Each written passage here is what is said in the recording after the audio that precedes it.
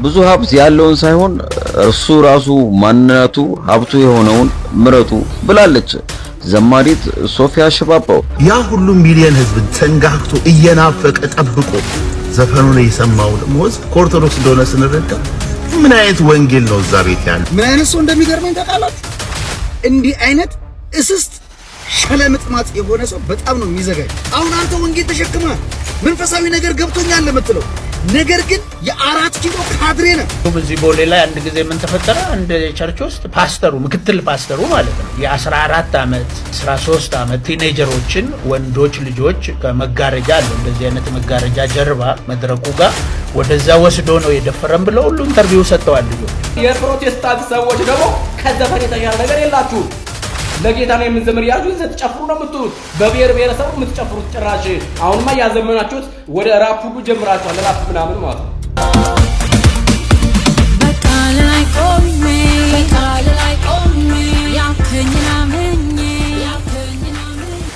እውነቱ ከእግዚአብሔር ቃል ውጪ የትም የለም። የእግዚአብሔር ቃል እስካሁን እንዳስተማረኝ ደግሞ ኢየሱስ ሙዚቃ አይጠላም። ላቆልቆሎ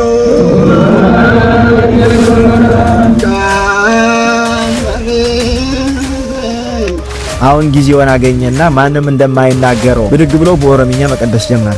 ቅዳሴያችንን የምናዜመው በግዕዝ ብቻ ነው። በሕግ የማይታወቁ ዝም ብለው ብድግ ብለው በኦሮምኛ እናዜማለን ብለው ያውቃሉ። ምእመናን ምን እንደሚፈልጉ ያውቃል። እና የቅዳሴ ዜማን በኦሮምኛ አልፈለጉም ምእመናን። ወልድኪ ነፍሳተ ሶባራየኪ በሳተ ኩነኔ ዘሃሙ። ለኢትዮጵያ ኦርቶዶክስ ተዋሕዶ ቤተክርስቲያን ጥብቅ መልእክት አለኝ። ቤተክርስቲያን የወንበዴ ዋሻ አይደለችም፣ የዘፋኝ ዋሻ አይደለችም፣ የዘፈን ዋሻ አይደለችም። ቤተክርስቲያን የእግዚአብሔር ቤት ናት። ቤተክርስቲያኗ የዘፋኝ አድናቂ አይደለችም። ቤተክርስቲያን የዘፋኝ ደጋፊ አይደለችም። ዘፋኝን በካባ የምትሸልም አይደለችም። ቤተክርስቲያን ማለት የእግዚአብሔርን ቃል የምታከብር በእግዚአብሔር ቃል የምትገዛ ናት። ምን አይነት ሰው እንደሚገርመኝ ታውቃላችሁ? እንዲህ አይነት እስስት ሸለምጥማጥ የሆነ ሰው በጣም ነው የሚዘጋኝ። እኔ የምለው ማለት ነው ኢትዮጵያ ውስጥ እስከ ዛሬ ድረስ የዘፈን አልበም የሰራው ቴዲ አፍሮ ብቻ ነው እንዴ? እዚህ ዓመት እንኳን ስንት ሰው ነው አልበም ሰርቶ የዘፈነው? ቴዲ አፍሮ ላይ ሲሆን ነው ወይ ቋቅ የሚላችሁ? አሁን አንተ ቤተክርስቲያንን አሞገሰ። ቤተክርስቲያን ዘፈን አትፈቅድም። ቤተክርስቲያን የዘፋኞች ወንበዴዎች ዋሻ አይደለችም። ኧረ ተው ተው እንጂ። ትላንትና ከናንተ ሰፈር የመጣን ሰገጤ ነው እንደምን መስለ? አሁን አንተ ቤተክርስቲያንን አሞካሽተ አወድሰ ቴዲ አፍሮን በሆነ ነገር ለመሸንቆር ፈልገ ማለት ነው። እኔ እኮ ሰው እንዴት ነው ግን ወንጌል ይዞ ነብይ ነኝ ብሎ የመጽሐፍ ቅዱስ ሐሳብና መንፈሳዊ ነገር ገብቶኛል ብሎ የመንግስት ካድሬ የሚሆነው ግን? አሁን አንተ ወንጌል ተሸክማል መንፈሳዊ ነገር ገብቶኛል ለምትለው ነገር ግን የአራት ኪሎ ካድሬ ነህ። ለቴዲ አፍሮ ግጥምና ዜማ የሰጠችው የኛ ቤተክርስቲያን ናት እንዴ? ለቴዲ አፍሮ ስፖንሰሯ ኦርቶዶክስ ናት እንዴ? አረ ከዚህ ቤተክርስቲያን አናት ላይ ውረዱ። አሁን አንተ እቺ ቅዱስ ቤተክርስቲያን ዘፈንም ማትፈቅድ ቤተክርስቲያን ለወንበዴ ዋሻ አይደለችም። ቤተክርስቲያን ዘፈን አትፈቅድም። ፓራራም ታራራም ምናምን ነገር። አሁን አንተ እያደረክ ያለው ለጌታ ጭራን እየቆላ ነው። የአራት ኪሎ ግርድናን በደንብ አድርገህ እያሳየን ያለው ዛሬ ነው እንደ ቤተክርስቲያን ዘፈን እንደምትጸየፍና እንደምትጠላ የምትመሰክረው። የቴዲ አፍሮ ዘፈን ለምንድነው የኮረኮራችሁ? ለምንድነው የጎረበጣችሁ? እስከ ዛሬ ድረስ አልበም ያወጣው ብቸኛው ሰው ቴዲ አፍሮ ነው ወይ? በነገራችን ላይ ማለት ነው መጀመሪያ ቤትህን ጥረግ፣ ወደ ውስጥ ተመልከት። መጽሐፍ እኮ እንዲህ ነው የሚለው እኮ ትንኝ ትንኙን ታጠራላችሁ፣ ግመል ግመሉን ትውጣላችሁ ይላል። የወጭቱን ውስጡን ነው ማጥራት ያለብህ አንተ። ለዘፋኝነት ማለት ነው። ማቀናበሩ ላይ እነማን ናቸው ያሉት? እነ ካሙዙ እኮ ናቸው፣ ጴንጤ ናቸው። እነ ግልዶ ካሳ ጴንጤ ናቸው። እነ ኤልያስ መልካ ከጴንጤ ቸርች የወጡ ከሙሉ ወንጌል ከመሰረተ ክርስቶስ የወጡ ዘፈን አቀናባሪዎች እኮ ናቸው እንዴ። መጀመሪያ ውስጥህን አጥራ፣ ራስህን ተመልከት። ከዚች ቤተ ክርስቲያን ላይ አይንን አንሳ። እውነት አንተ ቴዲ አፍሮ ዘፈን በመዝፈኑ የቴዲ አፍሮ ነፍስ አስጨንቆ ነው? አይደለም። አንተ የምትላላክለትና የምታገለግለው መንግስት የሚገባውን ነገር በዘፈኑና በዜማው ስለነገረው አሁን መንግስቴ ተነካብኝ ያልክ ነው። ሎሌነትን እያሳየህ ነው። እንዴት አድርገህ ለመንግስት እንደምታሸረግድ እያሳየህን ነው እንጂ አንተ የቤተ ክርስቲያን ምስክር ሆነህ አይደለም። ነቢይ ሱራፌል በቃ አንተ ቤተ ክርስቲያን አትምከራት። በቃ አንፈልግም። እጅህንም አይንንም ከቤተ ክርስቲያን ላይ አንሳ። መጀመሪያ ማለት ነው ለዚህ ቤተ ክርስቲያን ምስክርነት መስጠት በፊት እነዚህን ነገሮች ከቤተ ክርስቲያን እንዲሁም እዚህ ቦሌ ላይ አንድ ጊዜ ምን ተፈጠረ? አንድ ቸርች ውስጥ ፓስተሩ ምክትል ፓስተሩ ማለት ነው የ14 ዓመት የ13 ዓመት ቲኔጀሮችን ወንዶች ልጆች ከመጋረጃ አለ እንደዚህ አይነት መጋረጃ ጀርባ መድረኩ ጋር ወደዛ ወስዶ ነው የደፈረም ብለው ሁሉ ኢንተርቪው ሰጥተዋል ልጆቹ። የሃይማኖቱም ስም እንዳይጠለሽ ያልተሰማ ነገርም እንዳናሰማ በሚል ለቴዲ አፍሮና ለተከታዮቹ ሲኦል እንዳይገቡ ይህንን መልእክት አስተላልፋለሁ። ዘፋኝ የእግዚአብሔርን መንግስት አይወርስም ይላል የእግዚአብሔር ቃል። እኔ አይደለም ያልኩት። ተያይዛችሁ ሰለሜ ወደ ሲኦል ከምትሄዱ በሕያው ቃሉ ታምናችሁ የእግዚአብሔርን መንግስት እንድትወርሱ ቅዱስ የሆነውን የእግዚአብሔር ልጅ በልባችሁ ላይ እንድታነግዙ መልእክቴን አስተላልፋለሁ። የዘፈን መጨረሻው ይሄ ነው። ሰሞኑን የምናየው የቴዲ አምላኪዎች ተፈጥረዋል። ይሄንን ቪዲዮ ለማርቲን ሉተር አምላኪዎችና ተከታዮች ደግሞ አድርሱልኝ። ሰላም ኦርቶዶክሳውያን ታላችሁ፣ እግዚአብሔር ይመስገን በጣም ደህና ነኝ። ያው እንደሚታወቀው ሰሞኑን ቴዲ አፍሮ ዘፈን አውጥቷል። በሱ ላይ በሰፊው ሄድበታለን። ከዛ በፊትና እንደተለመደው አካውንቱን ፎሎ ቪዲዮን ደግሞ እጅግ አብዝታችሁ ሼር፣ ኮፒ ሊንክ፣ ሪፖስት፣ ዱት፣ ላይክ፣ ፌቨሪት በማድረግ ይሄ መልእክት ለብዙዎች እንዲደርስ እንድታደርጉ በእግዚአብሔር ስም ጠይቃችኋለሁ። 3 ሰከንድ ልስጣችሁ። አመሰግናለሁ። ዘፈን ኃጢአት ነው፣ ምንም ጥያቄ የለውም። ይሄ ወንድማችን የተናገረውን ሰምታችኋል። እኔ ደግሞ መጽሐፍ ቅዱስ በማንበብ ነው የሚጀምረው መልእክቴን ማለት ነው። ገላትያ ምዕራፍ 5 ቁጥር 19 ጀምሮ ያለውን እስኪ እንመልከት። የሥጋ ሥራ የተገለጠ ነው፣ እርሱም ዝሙት፣ ርኩሰት፣ መዳራት፣ ጣዖት ማምለክ፣ ሟርት፣ ጥል፣ ክርክር፣ ቅንዓት፣ ቁጣ፣ አድመኝነት፣ መለያየት፣ መናፍቅነት፣ ምቀኝነት፣ መግደል፣ ስካር፣ ዘፋኝነት ይህም የሚመስል ነው ይላል። ስለዚህ ከዚህ ውስጥ ምን አለ ማለት ነው? መናፍቅነት አለ። አይ ወንድማችን መናፍቅን ባይዘው የእግዚአብሔርን መንግስት አይወርስም። ካሁን ቁርጥ ነው ወቀው። የማርቲን አምላኪ የማርቲን ተከታይ የማርቲን ሉተር ሰዎች ተከትላችሁ ገደል እየገባችሁ ነው። ስለዚህ ዘፋኝነትና መናፍቅነት አንድ ፍሬም ውስጥ ገብተው የተቀመጡ ናቸው ማለት ነው። ገላትያ 5:20 ላይ አንተም ገነት አትገባም፣ መንግስተ ሰማያት አትገባም። ስለዚህ አንተም ተመለስ፣ ካለበት መንገድ ተመልሰህ ትክክለኛ ጌታውን እንድታመልክ በእግዚአብሔር ስም ጋብዛለሁ፣ ይጠይቃለሁ። ስለዚህ አሁን ብዙዎች ፕሮቴስታንቶች በቃ ዘፈን ኃጢአት ነው ይላሉ። ልክ ነው፣ ኃጢአት ነው። ኦርቶዶክስም ይሄንን ታምናለች፣ ለልጆቿም ታስተምራለች። ዘፋኞችን በደንብ አድርገው ያምናሉ። ባለፈው ሰምታችኋል አይደለም? ሳሚላን ራሱ ምንድን ያለው? ዘፈን ኃጢአት እንደሆነ ቤተክርስቲያን ታስተምራለች ነው ያለው። ስለዚህ ያውቁታል ማለት ነው። እግዚአብሔር ለንስሐ ሕይወት ያብቃቸው ተብሎ የሚጸልዩ ሌላ ምን ይባላል? መቼስ እየተነገራቸው ካልሰሙ። ነገር ግን አሁን ላይ የሚወጡ መዝሙሮች እንደው ከዘፈን እስኪ ምንድነው የሚለያቸው? ዘፈን የሚሸጡ አሸብሻቢዎች፣ ጨፋሪዎች፣ ዘፋኞች ናቸው እንዳለ መዝሙር አወጣን የሚሉ የሚጨፍሩብን ማለት ነው። ከሙዚቃ መሳሪያው ጀምሮ የቀራቸው እኮ በቃ እነዛ የፕሮቴስታንቱን ኢንስትሩመንት አምጥቶ ማስገባት ነው የቀራቸው። እኔ ዘፈን አልሰማም አላዳምጥም፣ ኃጢአትም ስለሆነ አልወድም። ነገር ግን ደግሞ አሁን ላይ የሚዘመሩ መዝሙሮች ደግሞ እንደ ዘፈን ነው የሚቆጥራቸው፣ ተመሳሳይ መልእክት ስላላቸው። እኔ ስለ እግዚአብሔር አመስግኖ የተባክ እንጂ ስለ አንተ ህይወት ያንተን ሂስትሪ ለመስማት አይደለም እኔ መዝሙር ማዳምጠው በከራጅ በስላመጣው ማለት ነው። ይሄ መልእክትን መታየት አለበት። ፕላስ ደግሞ የፕሮቴስታንት ሰዎች ደግሞ ከዘፈን የተሻለ ነገር የላችሁም። ለጌታ ነው የምንዘምር ያዙ ስትጨፍሩ ነው የምትሉት።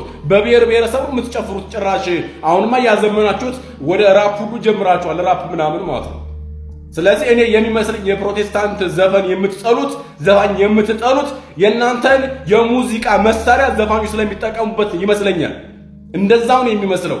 ምክንያቱም መናፍቅነትም ዘፋኝነትም መንግስተ ሰማያትን አይወርስም። ቁርጥህን እወቅ፣ ተመለስ ወንድማችን። ይሄን ልፈልጋለሁኝ።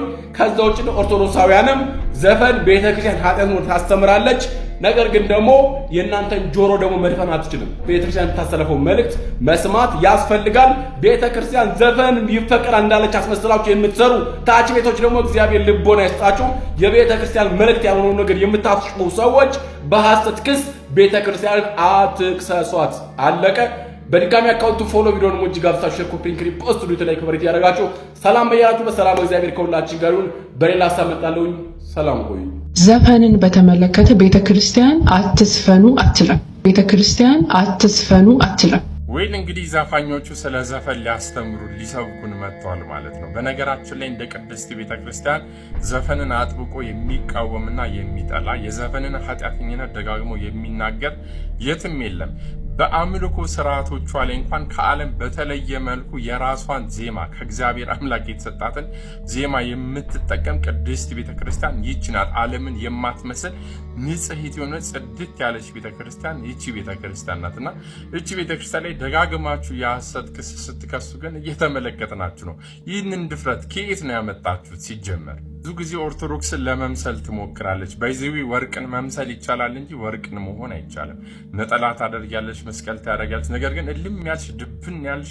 ተኩላ መናፍቅ መሆንሽ ብዙዎቻችን የምናውቀው ነው ብዙ ወንድሞቻችን ቪዲዮ ሰርተውበሻልና አታስመስይ ይህን ያህል የኦርቶዶክስ ነገር የሚያስጨንቅሽ ከሆነ ይህን ያህል ኦርቶዶክስ የምትርብሽ ከሆነ ይህን ያህል ኦርቶዶክስ እንጀራሽ ከሆነች መተሽ ተማሪ ማን ከለከለሽ ይህን ያለኛ ኦርቶዶክሶች ምናምን ትላለ ለምንድን ነው ራሳችሁን ማትሆኑት በጣም እኮ ነው የምታስቁኝ በእውነት ይህን ያህል የጎረቤት ነገር የሚያስጨንቃችሁ ማለት መጀመሪያ የራሳችሁን ቤት አጽዱ ኦኬ እኛ ቅድስት ቤተክርስቲያን ዘፋኝነትን ነው እንጂ የምትጠላው ዘፋኞችን አትጠላም ምክንያቱም ዘፋኞች ራሱ ጌታችን መድኃኒታችን ኢየሱስ ክርስቶስ ክቡር ስጋውና ክቡር ደሙን የቆረሰላቸው ያፈሰሰላቸው በደሙ የተዋጁ ስለሆኑ የቅድስት ቤተክርስቲያን አካል እስከሆኑ ድረስ በንስሐ ይመለሳሉና የቅድስት ቤተክርስቲያን አካሎች ናቸው ስለዚህ አትጠላቸውም ቤተክርስቲያን ኃጢአተኞችን አትጠላም ግን በኃጢአት ህይወት ውስጥ እንዳይኖሩ ደጋግማ ትናገራለች እንጂ ኃጢአተኞችን የምትጠላ ቤተክርስቲያን አይደለችም ሁላችንም ስንት ግሳንግስ የሆኑ ኃጢአቶችን ስንሰራ ከርመን የዘፈን ኃጢአተኝነት የሚታየን አሁን ቴድሮስ ሙዚቃ ሲያወጣ ነው 8 ዓመት ሙሉ ስንት ሙዚቃ ወጥቷል ይህን ያላመት ስንት ሙዚቃ ወጥቶ የዘፈን ኃጢአተኝነት ያልታያችሁ አሁን የዘፈን ኃጢአተኝነት ታይቷችሁ ስለ ኦርቶዶክስ ቤተክርስቲያን ለማውራት በዚህ ጊዜ ደፍራችሁ ትመጣላችሁ ማለት ነው እስኪ በእውነቱ ዘፋኝነት ማጋር ነው ያለው እንመልከት እስኪ በቃል ላይ ቆሜ ያከኝና ምኝ እውነቱ ከእግዚአብሔር ቃል ውጪ የትም የለም የእግዚአብሔር ቃል እስካሁን እንዳስተማረኝ ደግሞ ኢየሱስ ሙዚቃ አይጠላም እንደዚህ በድፍረት ኢየሱስ ዘፈንን አይጠላም የሚሉ ሰዎችን ሳክስጋችሁ ይዛችሁ የሙዚቃ አቀናባሪው በሉ ኪቦርዲስቱ ጊታሪስቱ በሙሉ ፕሮቴስታንት አይደለም እንደኛ እናቀም አሁን በቅርቡ ከኦርቶዶክስ እንደወጣ አስመስላችሁ የተናገራችሁለት አቤል የተባለው የናንተው ሰው ማለት ነው ፕሮቴስታንት መሆኑን እኛ እናቀም ነገር ግን ኦርቶዶክስ ወጣ ምናን አስመስላችሁ ታወራላችሁ ከጥንት ጀምሮ ፕሮቴስታንት የነበረ ሰው አይደለም እንዴ ይሄንን እኛ እናቀም ማን ነው የምታታልሉት ማን ነው ለመሸወድ የምትሞክሩት ስለዚህ ቅድስት ቤተክርስቲያን ላይ አፋችሁን የምታላቁ ሰዎች በመጀመሪያ ራሳችሁን ፈትሹ ሰው የራሱን ቤት ሳያጸዳ የጎረቤት ቤትን ጽዳት መመልከት አይችልም እዚህ መጀመሪያ ራሳችሁን አጽዱ ግሳንግሳችሁ ነኒ ናና ኑኒ ናና ምናምን የምትሉት ነገር አስወግዱ መጀመሪያ ራሳችሁ ሳትጸዱ ሰው ላይ ጣታችሁን አትቀጽሩ ቅድስት ቤተክርስቲያናችን ልክ እንደዚህ ንጽሕት ያለች ንጽሕት ቅድስት ቤተክርስቲያን ናትና እቺን ቤተክርስቲያን አትንኩ የሰፈር ሃይማኖት አይደለም መከተለው የጴንጤ ሃይማኖት አይደለም መከተለው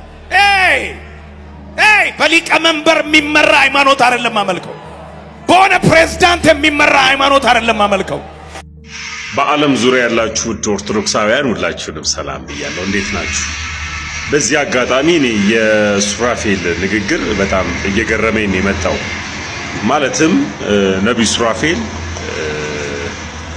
የሰፈር ሃይማኖት በፓስተር የሚመራ በጳጳሳት የሚመራ ሃይማኖት አይደለም መከተል ሃይማኖት አንዲት ናት እሷም ሃይማኖት ደግሞ ክርስቶስ ኢየሱስን ማመን ነው የሃይማኖት ትልቁ ትርጉም እምነት ስለሆነ እኔ ያመንኩትን ክርስቶስ ኢየሱስን ነው መከተለው ከመከተል ደረጃ ነገር ግን እኔ እንደማቀው ከሆነ በሃይማኖቱ ውስጥ እግዚአብሔር በዘመኑ በወቅቱ ያስቀመጣቸው የሃይማኖቱ ሁሉ አባቶች አሉ ለምሳሌ ያክል በፕሮቴስታንት ቤት ውስጥ የካውንስል መሪዎች አሉ ካውንስል ውስጥ ፕሬዝዳንት አለ እንደዚሁ ደግሞ በኦርቶዶክስ ተዋሕዶ ውስጥ ደግሞ ማን አለ አንድ ሲኖዶስ አለ በእስልምና ውስጥ ደግሞ አንድ ሼክ ያለ ሃይማኖትን የሚመሩ አሉ፣ ስርዓት የሚያስይዙ አሉ።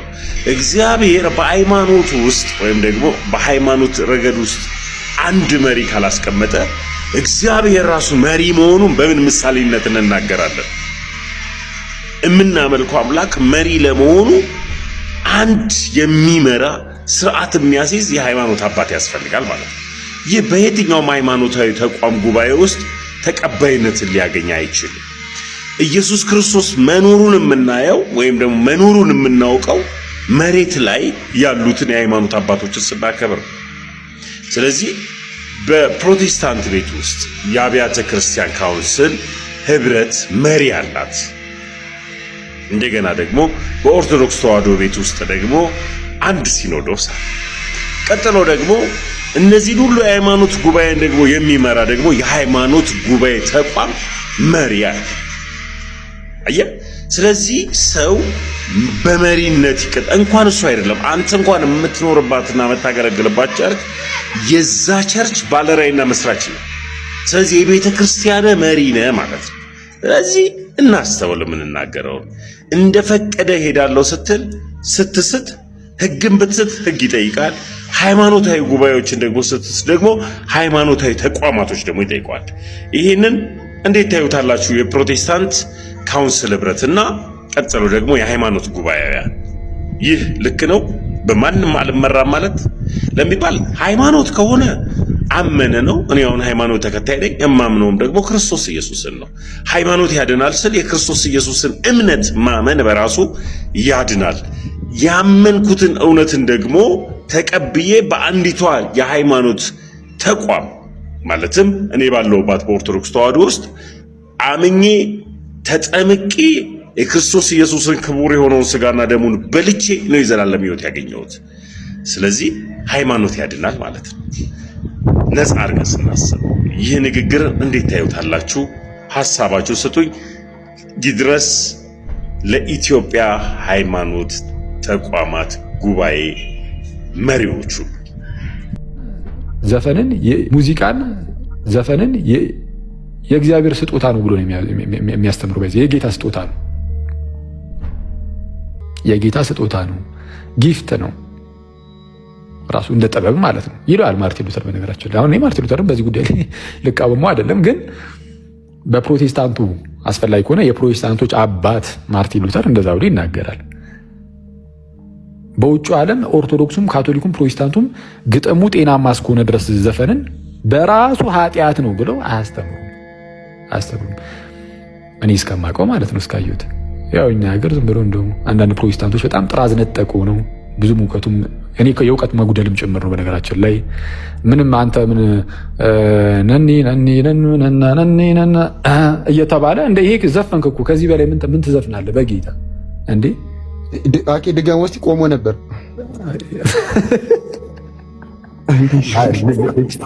ልጨፍር ነው አይደለም። ዘማሪው ራሱ ይቅርታ ብሎበታል እና የአኪን ድምፅ ቢሰማ እንደገና አልበሙን ያወጣዋል። አሳድግ እንዴ በእውነት እንዴ ዘፍናር እኮ ኦልሬዲ ብራዘርዬ ያማል እንዴ። እሺ እሱን ተው፣ የፈለከው ሌላ ኖርማል። ምንም የፕሮቴስታንት መዝሙሮች እኮ ምንም ስጋዊ እኮ ናቸው አይደል? እናውቃለን ማለት ስለ ግጥማቸው እያወራሁኝ አይደለም። እንግዲህ በግጥም ደረጃ አንዳንዱ ጥሩ ሊሆን ይችላል ለራሳችሁም ማለት ነው። አንዳንዱ ደግሞ ምንም ዝም ብሎ ነው የማይረባ ነው ልትሉ ትችሉ ይሆናል። ከራሳችሁ አንጻር አይታችሁ ይሄ በሁሉም ዘንድ ሊታይ የሚችል ነው። እኛ ጋርም ምንም ግጥሙን አይቼ ይሄ ዝም ብሎ ነው ልል እችላለሁ። የሆነ መዝሙርም ማለት ነው ማለት እንግዲህ ግጥሙን ጋይስ ያው መዝሙርን የመናቅ ጉዳይ ሳይሆን ግጥሙን የሚገጥሙት ሰዎች ናቸው። እንደኔና እንደናንተ አይነት ሰዎች የመዝሙርን ግጥም የሚገጥሙት። ለምሳሌ እኔ ትምህርትን አስተምሬ አይ ዝም ብሎ ትምህርት ነው ዛሬ እንኳን ምንድነው ምናምን ልባል ይችላሉ። መዝሙርም አንድ ሰው ዘምራሉ ብሎ ተነስቶ ግጥም ገጥሞ ነገር ግን ሁሉም ይሰርበኛል ቢለኝ እኔ አይ እንኳን አይረባም የግጥም ምናምን ማለት አይቀርም እና እኔ እንደዛ ልል ይችላለሁ።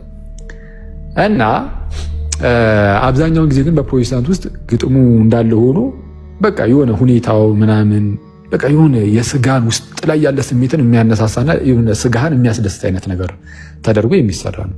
ለዛ ነው አሁን ለጆሮ የሚስብ ለስጋህን እንደ ሞቅ ሞቅ የሚያደርግ ምናምን ሲደረግ ለዛ ነው። እና አፍተሩ ዘፈን እናንተ ሰማችሁ አልሰማችሁ ትልቅ ነገር አይደለም። ከዘፈን ልታገኙ የምትፈልጉትን ሞቅታውን ከመዝሙር ታገኙታላችሁ። በነገራችን ላይ እኛ በመዝሙር ውስጥ ከዘፈን የሚገኘውን ሞቅታ ማግኘት አንፈልግም። ከዘፈን የሚገኘው ሞቅታ ኖርማል ጊዜያዊ የሆነ ከስጋ የሆነ ለስጋ እንደ ስጋ የሆነ ሞቅታ ነው እና በመዝሙር ውስጥ የምንፈልገው ቀጥታ መንፈሳችን ጋር የሚሄድ ልባችንን የሚነካ ልባችን ላይ የሚቀመጥ እግዚአብሔርን እንድናየው የሚያደርገን ነገር ነው የምንፈልገው እንጂ ዝላይ አይደለም። እናንተ ጋር እንዳለ ዝላይ ነው፣ ጭፈራ ነው ምንድን እና እንትን አትበሉ፣ ግብዝ አትሁኑ። ፕሮቴስታንት ወንድሞች ማለት ነው። ግብዝ፣ በጣም ግብዝ። በስመ አብ። አንድ አሁን ነቢይ ለኢትዮጵያ ኦርቶዶክስ ቤተክርስቲያን መልእክት አለኝ አለ። አይታችሁት ከሆነ ማለት ነው የተቆረጠ ቪዲዮ አይቼ ነበርና መልእክት አለኝ። መልእክቱም ቤተክርስቲያን ምንድነው የወንበዴዎች ነው እና የዘፋኞች ዋሻ አይደለችም። አሁን ወንበዴዎች የሚሉ ዘፋኞችን መሆኑ ነው። ለምሳሌ ከዘፋኞች አሁን ሰሞኑን ስለሆነ እንደዛ ያለው እንግዲህ ከቴዲ ጋር ተያይዞ መሰለኝ። እኔ እርግጠኛ 101% እርግጠኛ ሆኜ የምናገረው ነገር ቴዲ አፍሮ ክርስቲያን ከሆነ ማለት ነው ኦርቶዶክስ ከሆነ ከዛ ከነብዩ ይልቅ በጌታ ፊት ሆኜ ነው የምነግራችሁ፣ ቴዲ አፍሮ ለእግዚአብሔር በጣም ቅርብ ነው ከዛ ሰውዬ ይልቅ። ይህን 101% እርግጠኛ ሆኜ መናገር እችላለሁ። ከዛ ውጭ ደግሞ በነገራችን ላይ የራሳቸው የሆነ ደግሞ ጀግና እኮ ብዙ ኃጢአት እኮ ሊሸከሙ ይችላሉ። በሚገርም ዝሙት ውስጥ እኮ ሊያልፉ ይችላሉ። አሁን እኔ እንደዛ ማለት አልችልም ስለማላቅ ማለት ነው። ግን ብዙ ሰው ግን እንደዚህ ዘፈን አላዳምጥም መጠጥ አልጠጣም ይልህና በዝሙት ህይወት ውስጥ ግን እንደፈለገ ይመላለሳል። እንዲህ ታዲያ የትኛው ነው ኃጢአቱ? የትኛው ነው? አልኮል ስለቀመስክ ወይም ደግሞ ሐሳብህን በዜማ ገለጥከው ተብሎ እሱ ኃጢአት ነው ተብሎ እሱ ነው የሚያስፈርድብህ? እንደዛ አይደለም። እና ለማንኛውም ቅድም እንዳልኩ ቴዲ አፍሮ ክርስቲያን ከሆነ እና አሁን ቤተክርስቲያን አቴንድ እንደሚያደርግ ከሆነ ማለት ነው እሱ ለእግዚአብሔር በጣም ቅርብ ነው። ለእግዚአብሔር መንግስት ምንም በጣም ቅርብ ነው። በተለይ ደግሞ ንስሐ እየገባ እየቆረበ ከሆነ አስበው። ንስሐ እየገባ እየቆረበ የሚኖር አይነት ሰው ከሆነ ማለት ነው። እንዳልኩ ነው ያው እንግዲህ ይሄ በውጭ ዓለም እንደዚህ አይነት ክርክር የለም። ይሄ ግጥሙ ጤናማ ከሆነ የኃጢአት ነው በራሱ ምናምን እንደዛ አይደለም። ግን እንዳልኳችሁ ግን በቃ ከዘፈን ግን መራቅ አለበት። እህቶች ወንድሞች ሲያጯችሁ ስንጋባ 100 ሚሊዮን ብር ገዛልሻለሁ፣ ደረጃ 1 መኪና አስነዳሻለሁ፣ የፈለግሽውን የንግድ ሱቅ ከፍትልሻለሁ፣ ዓለምን አሽከረክርሻለሁ፣ በሰማይ አበርሻለሁ የሚሏችሁ የምር አትውሰዱት። ለበዓሉ ድምቀት ነው። ብዙ ሀብት ያለውን ሳይሆን እርሱ ራሱ ማንነቱ ሀብቱ የሆነውን ምረጡ ብላለች ዘማሪት ሶፊያ ሽባባው። የዘማሪቷን መልእክት እንዴት አገኛችሁት? ሐሳባችሁን ኮሜንት ላይ ጻፉልን። ይህ መረጃ ለሌሎች እንዲደርስ ሼር ማድረጋችሁ እንዳትረሱ። አዲስ ሆናችሁ ፎሎ አድርጉ። መልካም ቀን። ከኦርቶዶክስ ያ ሁሉ ሚሊዮን ህዝብ ተንጋግቶ እየናፈቀ ጠብቆ ዘፈኑን የሰማው ደግሞ ህዝብ ከኦርቶዶክስ እንደሆነ ስንረዳ ምን አይነት ወንጌል ነው እዛ ቤት ያለው? የክርስቶስ ማያደግ የክርስቶስ ትምህርት ያልሆነ ብለን እንድንጠይቅ ያደርገናል። እስከሚገባኝ ድረስና እስከማውቀው ድረስ ኦርቶዶክስ ተዋሕዶ ቤተክርስቲያን የትኛውንም ሙዚቀኛ ዘፋኝና ሙዚቀኛ ይለያያል። እንደምታውቁት ታርጌት እሱ አይደለም። ብቻ የትኛውንም ወክላ ዝፈንልኝ ብላ የላከችው ሰው የለም። ስለዚህ ባላከችው ሰው ልትወቀስ አትችልም። ሁለተኛ ነገር ደግሞ አድማጮቹ በእምነታቸው የተነሳ እንደሚያደምጡት አልገለጹም እና ሰው በእምነቴ ነው ማደምጠው ሳይ ጥናት ሳይደረግ አብዛኛው ኦርቶዶክስ ብሎ ማለት ወይም ኦርቶዶክሶች ብሎ መግለጽ ለኦርቶዶክስ ያለን ጥላቻ ያሳያል። ግን ደግሞ የሚሰሙትን ከማንሳታችን በፊት የሚሰማውን የሚያቀናብሩት እነማን ናቸው? ኢየሱስ ዘፈን አይጠላም ያሉ ዛሬ በጣም ይወደሱ የፕሮቴስታንት ዘማሪዎች እዛ ሆኖ ሲዘፍኑ አልነበረም ወይ? ያኔ ድምጻችሁ ያልተከፈተ አፋችሁ ያልከፈታችሁ አሁን በዚህ ልክ የሰው እምነት ላይ ማቀርሸት ምን የሚሉት አስተዳደግ ነው? ይሄ ብልግና አይደለም ወይ የሚል ጥያቄ ያስነሳል። ሌላው ነገር ዘፈን ኃጢአት አይደለም የሚል መጽሐፍ ያዘጋጀ የፕሮቴስታንት ሰው እንዳለ ታውቃላችሁ። ህንጸት የሚል ዩቲዩብ ቻናል አለ፣ እየገባችሁ ተመልከቱት። ክርክሮች ተደርገውበታል ምናምን እና ዘፈን ሁሉ ኃጢአት አይደለም ብሎ የሚያምን ክፍል አለ፣ እንደዚህ አይነት እምነት ያለው ማለት ነው። ይሄንንም ማሰብ ያስፈልጋል እዛው ፕሮቴስታንት ውስጥ ማለት ነው። ለማንኛውም ግን የትኛውንም ሰው ዝፈንልኝ ብላ አላከችም፣ ልትወቀስበትም አትችልም። የሰሙትን ሁሉ ኃጢአተኛ እውነት ለመናገር ከአንዳንድ በክርስቶስ ስም ከሚነግዱና ከሚሸቅጡ አገልጋይ ከሚባሉ የፕሮቴስታንት ሰዎች የተሻለ ቴዲ ለእግዚአብሔር የቀረበ ሊሆን ይችላል የተሻለ እና በሚያደርገውም ነገር የተሻለ እንደው እግዚአብሔር እንድናመሰግን ሊያደርገንም ይችላል። ከአንዳንዱ የተሻለ ነው የምላችሁ እና ለመመጻደቅ ባትሞክሩ ጥሩ ነው። እስቲ ያን በስመ ቆብና በስመ ቀሚስ ቤተክርስቲያን ላይ እየተጫወተባት ያለውን ግለሰብ ተመልክተን እንምጣ። ላቆልቆሎ